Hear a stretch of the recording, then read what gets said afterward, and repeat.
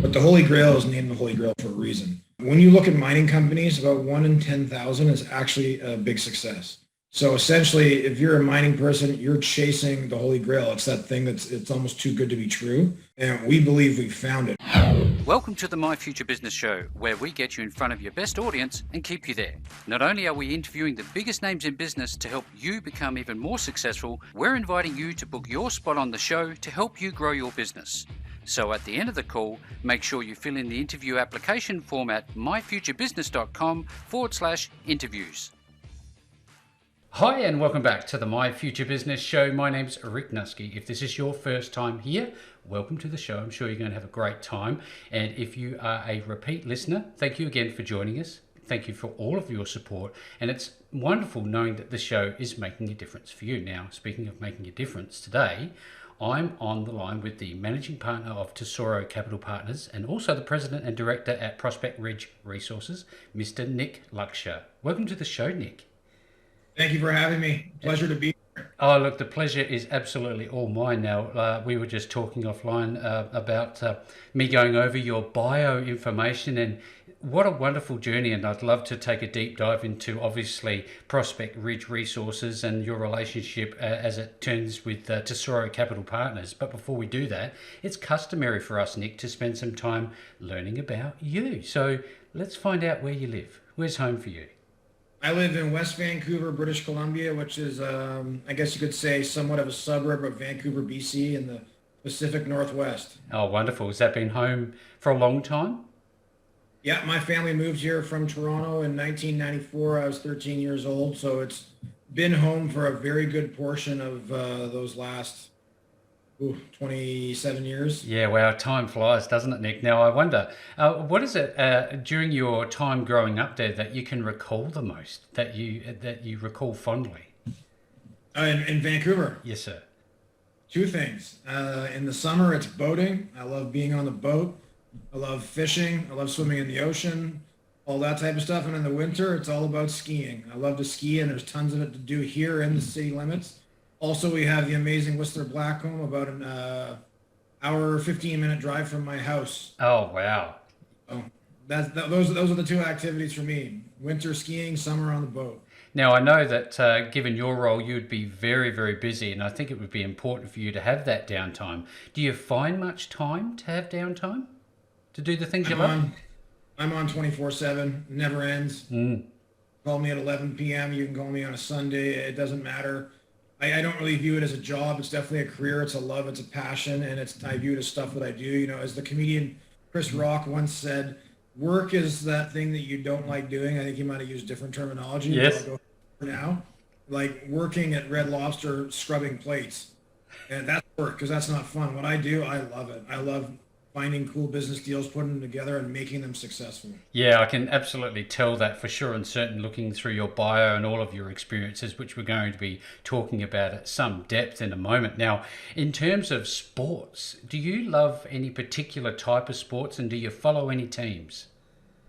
Well, skiing on a personal level. Yes. And hockey, I still play, feeling a little old for that sometimes. Sore back and a little slow compared to the guys who are in their 20s. But still lots of fun. And then baseball. Baseball and hockey were the two sports that I grew up playing. But I have an appreciation for a lot of different sports. Obviously, American football, NFL is great. Yep. And, Toronto Raptors were my team, still are, especially 2019. And, sport as a whole is a lot of fun. I love to compete and have a good time with other people. Now, do you like music? What sort of music do you get into, Nick? An array, I grew up originally in Toronto, where it's turned into a rather large hip hop scene coming out of there, some of which being some of my childhood friends, and so I'm prone to liking that, but I love certain rock and roll. I like stuff that's kind of a mix between the two, and at dinner we play classical music. Beethoven, Vivaldi, and such things are typically what we have going. Oh, wow. Yeah. Now, in terms of cuisine, you seem to me that you would like the finer things in life. What type of meals do you like to eat? What's your thing? Well, if you're going to make me choose, I'd say Italian's hands down my favorite. Oh. Pastas and the salads and the pizzas and stuff like chicken parm. Of course, I love a great steak. And if you're going to make me pick a second cuisine, I would go with Mexican, or more Oh, specific, more like Tex-Mex, Tex-Mex, yes. or stuff like that. Now, we live in a place called McLaren Vale. It's one of the best wine regions in the world. And as soon as you say Italian food, surely you must like a red now and again. Have I made the right guess? You have, I have a pretty good wine collection going. It's not, but some of my favorites out of Italy, like Sassicaia, would be one, yeah, it's Camus out of California, and Oculus out of Canada. So We might need to arrange a red coming out of McLaren Vale for you, get you indoctrinated into the local region, that's for sure and certain. Now, in terms of growing up, most of us, I suspect, have people that we look to and that almost become our mentors. Do you recall having somebody in your life, in your formative years, that helped shape you to be the man you've become today, do you think? I had a couple different people, my father being one. Mm. And I had a couple different uncles that were very influential, and then I've had a couple of, I guess you could say, family friends too. Yep. People, I watched them and saw the way they operated, and might have been just the way they handled people, talked to people, or the types of businesses they were in. And then most recently, the fellow who's our CEO here at Prospect Ridge Resources, he's definitely a friend and a mentor whom I'm very fortunate to learn a lot from. Yeah, we're going to be talking about him if this is the same individual I'm thinking about in a moment. Now, I know that ongoing education must be important for somebody like you. Do you still find value in educating yourself? Oh, for sure. Yeah. I usually take a couple extra courses a year. It's always good to be learning new things and polishing your skills and your abilities and broadening your horizons. So education is always a good thing to keep going at different stages in life. Now, for the context of the call, I think it's important that everybody has an appreciation for your educational background. Would you mind sharing a little bit about it with us? Yeah, I started off in math and statistics at Concordia University in Montreal. Ended up losing this tooth playing hockey. And in that downtime, I was considering, like, why am I taking math and statistics? So I started focusing more on business, and marketing being something that I really loved, but business in general. And then when I got older, in more recent years, I decided to go back and start studying a bunch of different courses, entrepreneurship, other types of business courses, leadership, and stuff like that. I figured it couldn't hurt to continue to broaden my horizons and learn more about business and myself, of course. Of course, along the way. Now, Nick, when I started out, and we don't end up where we start out. I was my first ever job, if you want to call it that, was helping a neighbour who owned a fencing company, and I was helping him do fencing for my first job. Can you recall the first ever thing that you did? Absolutely. First two jobs were working in marinas, not too far from where I live now, here up in the Vancouver, BC area. One was on an island called Bowen Island, which is still a place that I love. And my job was to catch incoming boats and help them tie up. And then if the people needed any help, anything else along those lines, and talk to them on the radio, and they'd call in, and I'd tell them where to meet me, and I'd meet them there, tie them up, and then move on to the next one. And then the next summer, I worked at a different marina in Horseshoe Bay in West Vancouver. And my job was sending out boats that were boats. So you'd give people the rundown on how to operate them, what to do, what not to do, and you'd be surprised by how few people understand you need to slow down when you come into a marina. Imagine that. And then once they'd moved on, clean it, fill it with gas, turn it around, and send it out to the next person. So I was 15, 16 years old when I did those jobs. Yeah, fantastic. I love this sort of story because it gives some personality to the people behind the businesses, which is, I guess, at the sharp, pointy end of the call. Now, leading up to this, your involvement with Tesoro Capital Partners, I know that reading through your bio, you have a lot of different skill sets. I'm wondering if you can share with us some of the things that you've done since then along the way that's led you to this role. My family business, my father was in, it was, is construction, mainly super high-end homes, but he also did things like build high-rises and develop big townhouse complexes. Mm-hmm. Followed his footsteps into that, and shortly later, I started my own first development company, and then on to another one. And I found myself getting into a tech business, and I owned some restaurants, and been involved in various capital markets plays, and my professional life started gravitating towards the capital markets, where I'd be working on building companies, finding acquisition targets, raising funds, and trying to make them a success, building good management teams, and that had been my focus for years, and that's essentially what Tesoro Capital Partners is. Mm-hmm. Of like-minded capital markets peoples that look for exciting opportunities that are run by passionate people that we believe will succeed if we can help them in any way we can. Usually it's financially, and then with going onto a public market and helping to tell their story. And moving on to Prospect Ridge Resources, that was one of those companies that we're working on. And so I'd been on this since before it was ever public. And I'd functioned in all kinds of different roles, branding, dealing with our legal teams. I go up north and I visit these sites and fly around in helicopters and look over my shoulder for grizzly bears. So, I've had my hands in all aspects of the business, and it's been a true pleasure. It's also a true pleasure to have really great people working with you. Mm-hmm. And that in itself is almost worthwhile, let alone other great aspects. Is working with great people and learning and succeeding. In and of itself, absolutely. Now we're going to talk at depth about the, I guess, the relationships that you have in a moment. Now, I'd love to talk about, I think what you've covered is basically that you're a generalist. You've done most of everything, so you have a good spread of understanding about everything inside business, which is very important. What do you think for you is the one thing that you think that you are super good at? Recognizing opportunity and figuring out the right people to work with to make that opportunity a success. Yeah, fantastic. Now, is that your main role at Tesoro? Yeah, it is. In Tesoro, we're out there looking for entrepreneurs that are building great things that could use our help and guidance into becoming amazing things.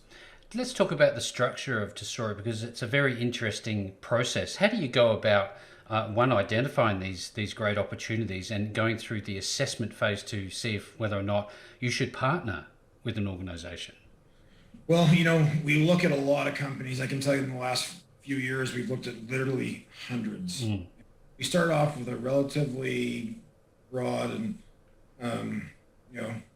big set of guidelines.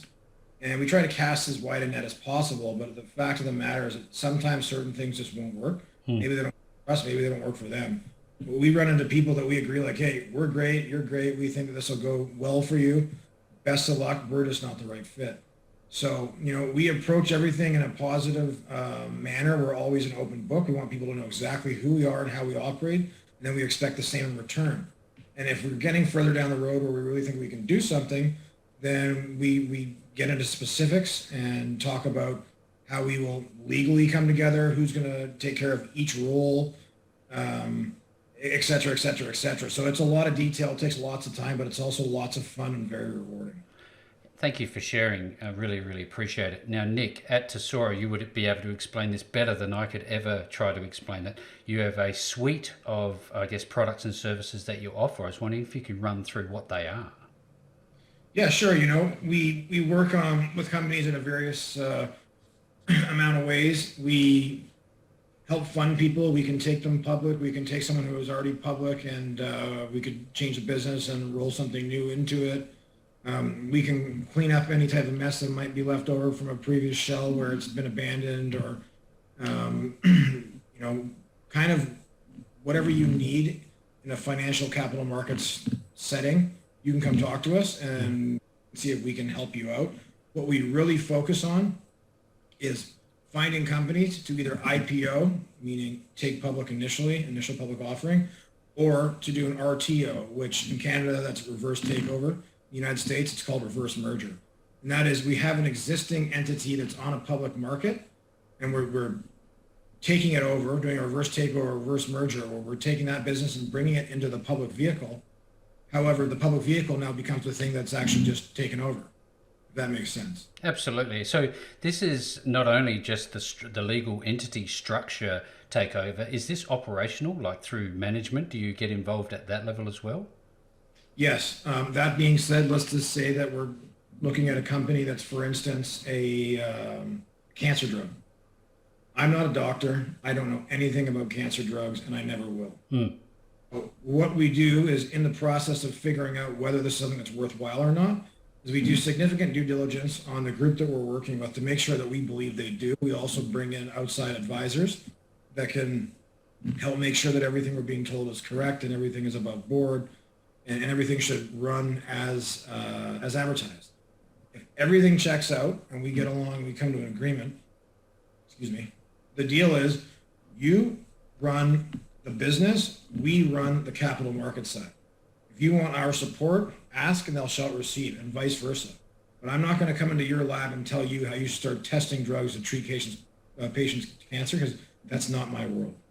My world is I'm going to get you funded so you can keep working on these things and hopefully save lives, and to get you trading on the market, and you're going to give us your story and we're going to tell it to the world. Yeah, that's fantastic. I love that clarity. I think that's really important for those who are going to be looking at, I guess, investment opportunities as they arise later in our conversation. Now, with that being said, you've done a lot of work with Prospect Ridge to assess their suitability to partner. What made it such an attractive offer for you, an opportunity for you? Well, there's a few reasons. The property, the whole specifically. The one in Quebec, Galani, it's great. But the Holy Grail is named the Holy Grail for a reason. When you look at mining companies, about 1 in 10,000 is actually a big success. So essentially, if you're a mining person, you're chasing the Holy Grail. It's that thing it's almost too good to be true. And we believe we've found it. It's absolutely massive. It's 80,000 hectares. It has historical past producers on the property. We're just south of the Golden Triangle, which anyone who doesn't know what the Golden Triangle is, please look it up. There's numerous multi-billion-dollar companies pulling tons of minerals out of the ground up there, including gold and silver. Our property, the Holy Grail, is the exact same geology. We are set here to create a Holy Grail that it's the real thing. It's not just, I got to chase this thing that hopefully exists and maybe it doesn't. No, it does. We have it. It's just north of Terrace, British Columbia. And we're going to prove this thing up to be huge. The results we've been getting back already are beyond promising. We have 4 spots in the property that's drill ready for spring. We're going to keep prospecting through the winter, and by then we're going to have another 4 to 6 drill ready spots to go. So this is going to be an amazing story. I consider myself so fortunate to be a part of it. I wish I had a crystal ball so I could see into the future to know how big of a success is it really going to be. You know, like I'm excited because I know it's going to be great, but is it going to be unbelievably mind-blowing? I can't wait to find out. Yeah, thank you for sharing. This is very exciting. Now, in terms of geology, you've obviously drilled holes in the ground. What are you pulling out? Is it just gold, or is it other deposits? What are you looking for? Glad you asked. I brought a few things to show you. These are little samples that come out of the ground up there. Oh, very nice. I'm just going to show you a few. In this rock, there is visible gold, there is silver, there's copper, there's all kinds of stuff. There's even some semi-precious stones. We even have a large amount of rare earth up there. There's so much mineralization in this property that it's mind-blowing. It's funny, you know, one of the days that I was up there and I go up, you know, and visit the property myself and like to see the visible gold in the ground for myself. We're flying in the helicopter. Sometimes you use a helicopter to get to spots that are inaccessible by road. Sometimes you use it because it's efficient, because you can hit 6 spots instead of hitting 2 in a trip. Yes, yep. So one of these days we're hitting spot. And we've just seen a lot of amazing rock. And our CEO, Mike Iverson, who's an extremely successful mining veteran, he turns to me and we all have the headset on because we're in the helicopter and everybody can hear this, geologist and of course the pilot. And he's like, do you see how excited the geologists were back there? I said, I did. He's like, that gets me excited because these guys are scientists. They use science to prove that what we think is actually fact. And the facts are is that what's coming back is beyond exciting. Yeah, I listened to this and I think about the legendary Mike Iverson. I'm wondering, he came out of retirement for this. Is that correct? Yeah, he was living his dream life, retirement. He doesn't need to come out of retirement, does he? No, he's a very wealthy guy. He does not retirement. Um, Definitely a rock hound, and he's a guy that can't pass up an unbelievable opportunity. And you look at what he did at Fortuna Silver. They had a market cap max when he was ahead of it at 1.8 billion. I think they've pulled $2.5 billion worth of silver out of the ground. Got bought out by a Cisco. Similar story of success there at Nile Gold and Volcanic. The guy's like, he's a home run hitter. He hits one after another, and this one he thinks is going to be a grand slam. He couldn't help it. He saw this rock that came from the property, and he needed to see it for himself. He flew up, walked the ground, took some time because the property's huge, and visited a bunch of different spots, and then just to make sure that he wasn't, crazy, he got a bunch of his trusted geologists' opinions, and they agreed. Said, "You are right. This is unbelievable. You are onto something huge here." So. Do such a thing is pretty impressive. That in itself is I think, a clear statement of what we got. But, back that up with our 43 101s and the results we're getting back from our assays and everything else. If this thing we've got all the pieces of the puzzle for it to be an absolutely massive success. I just hope people stay tuned and watch how far we really take it, because I think we got a long way to go. Because I think this is, again, I'm shifting around in my seat with excitement just listening to this and seeing some of the samples that you've put in front of us today. Now, I'm hearing that upwards of 60% is owned internally. Is that correct? It is, yeah. Some of those people, they've been with Mike 30 years. He's made them literally hundreds of millions of dollars. One of them is a multi-billionaire. The other one is, halfway to being there. These are guys that are in this for the long haul. They're not here to sell stock anytime soon. They believe that Mike's going to bring home another massive, massive success.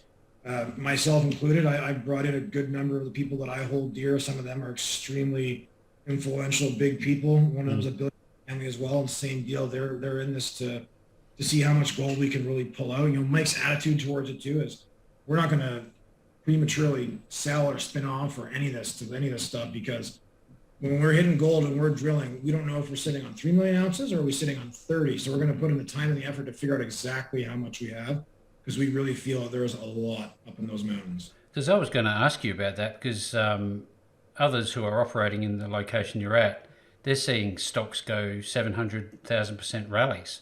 So what do you think the numbers are potentially? I love those as measuring sticks. I actually, frankly, I think that we could surpass them. See, I use the word could. Could, yes. But no, it's 100%, 100% possible.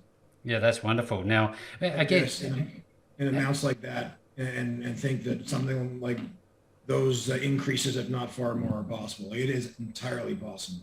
So how far off is, I guess, surface drilling before this starts to commence? So we'll keep prospecting through the winter. Our property benefits from being close to the Pacific Ocean, and a lot of it being at a lower elevation. So it's actually not as cold on a lot of the land as you'd think. So we'll keep working through winter. And come spring, we have 4 spots we're going to be drilling for sure, and possibly another 4 to 6. So we might be drilling 8 to 10 targets by spring, but 4 for sure. We're going to drill a minimum of 10,000 meters, possibly as much as 20,000 meters. So what are the, I guess, the access paths like? You mentioned that some are quite inaccessible, and what about, I guess, the support structures, water and things like that?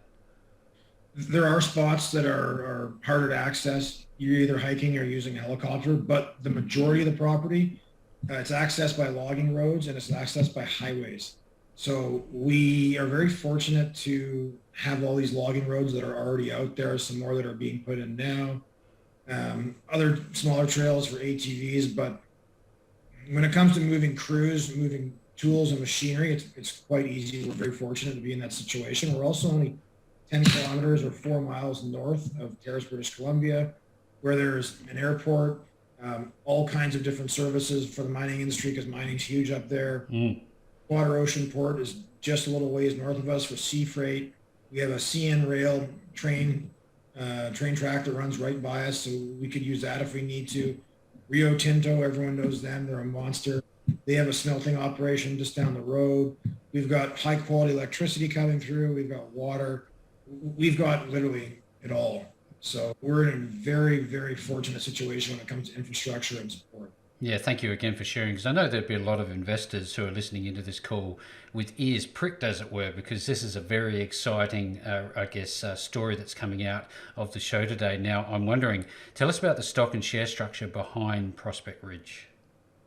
Yeah, so kind of mentioned before that 60% of the company is held by relatively close-knit group of people. These are investors that have been along with Mike or myself or other members of our team for years, and they're really in this for the longer term, and they're looking, into the future for when we actually are drilling and we're coming up with big results, and we're growing this company to a point where we're going to have people like Osisko or other giants knocking on our door and wanting to buy us out. Yeah, fantastic. What a great outcome that would be. Now, I'd love to talk about the people that are supporting this operation, both from inside Tesoro as well as the actual business itself. Can you tell us a bit about the management team? Sure. Well, obviously we have Mike at the helm, and then I'm one of the people sitting at his right hand. We have my colleague Liam, who's also an attorney that helps a lot of the management and corporate stuff. And then in the field, we have amazing people. Our prospector, Jason, he's the one that brought us the deal. The guy's an absolute rock hound. He spent years out there finding all these spots and getting them ready to bring to the right person.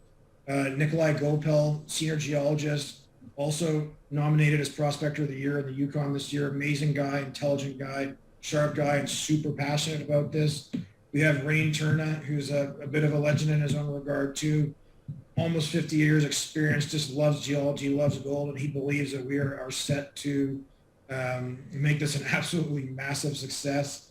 And then, of course, we've got our fabulous CFO, Stella, and many other people that are working with us. I could go on and on and on. Yeah. More people in the office, more people in the field. We're very fortunate to be working with very great people. I always think about surrounding, topography. What do you know about your neighbours? How are they going? Is it because you're part of the triangle?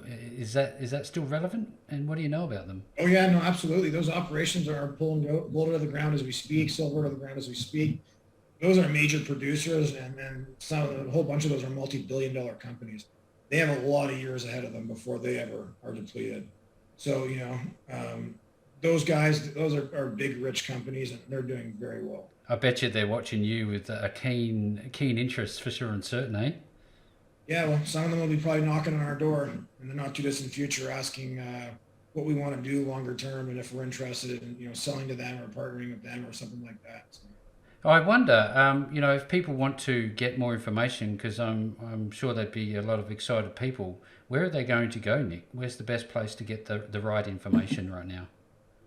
Please visit our website, prospectridgeresources.com.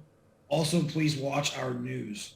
I didn't mention this before, I don't think, but our field team spent the last 7 months banging on rocks and putting in samples.